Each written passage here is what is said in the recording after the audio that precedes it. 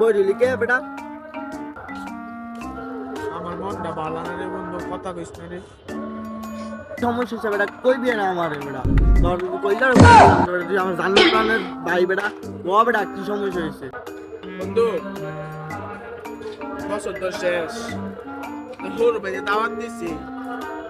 আল্লাহ হোর বাইতে যাইতি বউ কইতাছে আয়ো যাই আয়ো যাই।